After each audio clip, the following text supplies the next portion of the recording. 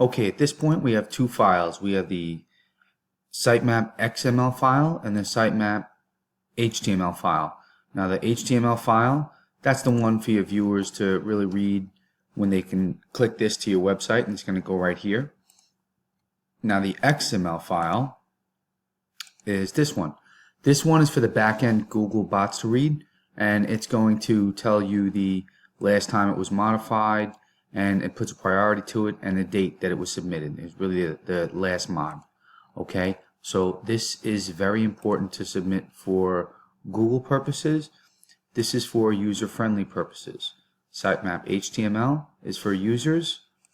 XML is for backend bots to read and to basically put a priority on your website for how often you update it. Here's how you do this. You're going to log into your Google account. Okay, let's go back. Just log yourself directly into Google right here. I'm already logged in, so I just, log yourself right into whatever your account is. Now, after you do that, go to Search Console.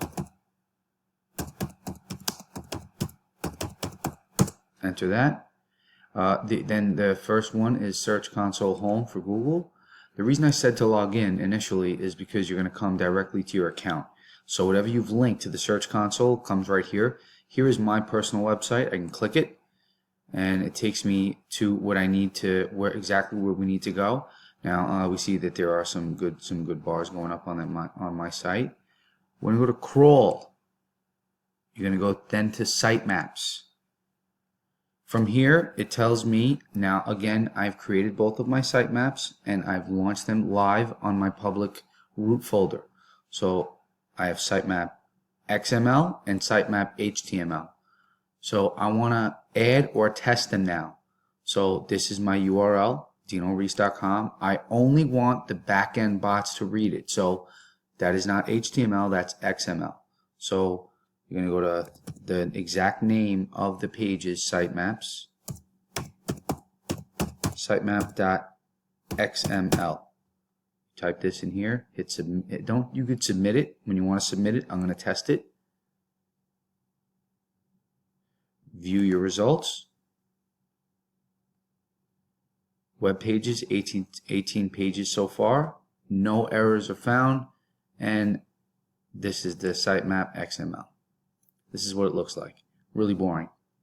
Okay, so when you go back over to here, Xing out of here, this is all you need to do. So when you can close the test, then you can add and submit it. Type in sitemap.xml, and you could resubmit it and just click submit here, and it will submit your sitemap again. Okay, very simple to do, and this is after you've created the sitemap using a sitemap generator.